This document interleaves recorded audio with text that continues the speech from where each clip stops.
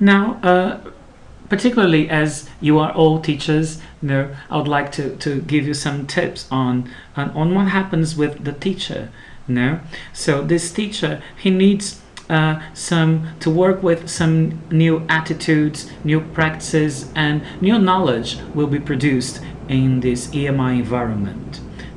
So let's go deeper into all of them.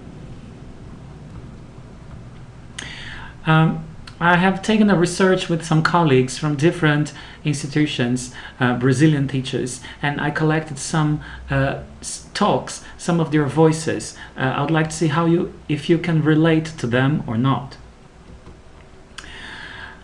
Teachers used to say, will I have to teach English too in the classroom? No, I have to teach my technical subject, but will I have to worry about the level of English proficiency in the classroom? What if the student's English is better than mine? What a shame for me. Some teachers, they really are afraid of having a situation of embarrassment in front of students. Will we have any language support? That was a very good question.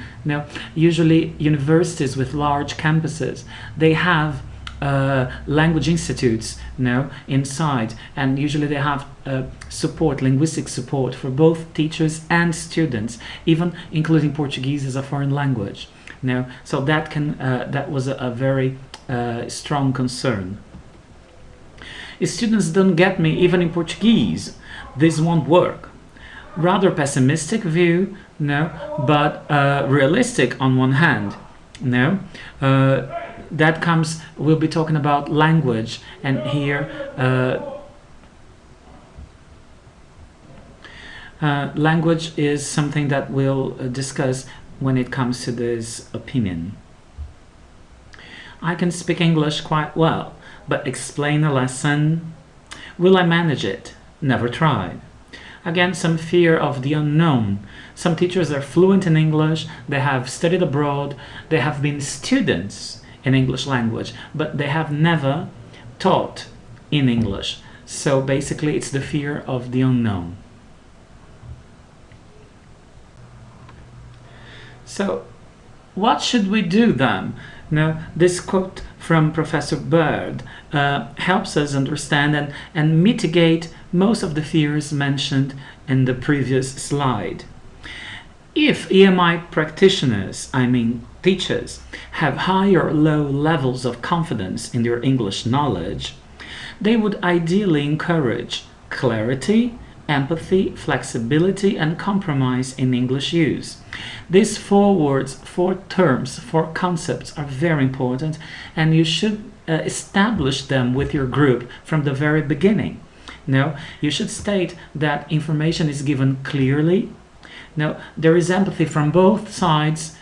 Teachers knowing how to put themselves in their students' shoes, and also the students knowing that the teacher is there giving his best. Flexibility and compromise relate to practices in the classroom and even the use of language. The level of Portuguese, of mother tongue, that can be used in the classroom. There is no impediment at first. You can have a bilingual environment in an EMI environment as well. And then they would prioritize what is communicatively important within their fields and the communicative situations they face. Remember, the purpose of you being there is to teach your subject. What kind of communication is required to teach your specific technical subject? Basically, technical language jargons are well known by both teachers and students. So it might be easier if you focus on the language that you use in your area. How this is achieved may vary, with support even from an English language teacher, humor, technology, with all the resources we have, concerning images, sounds, videos, time. It takes time. At first, it's a bit strange, but then as time goes by, teachers and students get accustomed to each other's styles. Personalization concerning your technical area, constant accommodation, and all of these. It's a cycle. We keep improving every single day. But most important is that you make good use of this time.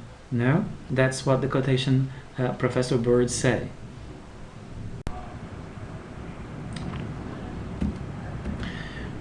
Some guidelines to the EMI professor. If I had to choose the most important tip to give you, it would be that the stages of the lesson be very, very clear, both to you and to your students. And the use of some language chunks, I mean some language expressions, to signal each phase of the lesson can help you out. The lesson phases must be very clear from the very beginning, from the opening of the lesson till the wrap up of the class. So you should use some language expressions to signal the objectives of the day, be it written or projected. It should be made clear to the students what you're going to do in that lesson. The introduction, that you make it clear to students that you are beginning a new topic or a review from the previous lesson. That should be made very clear.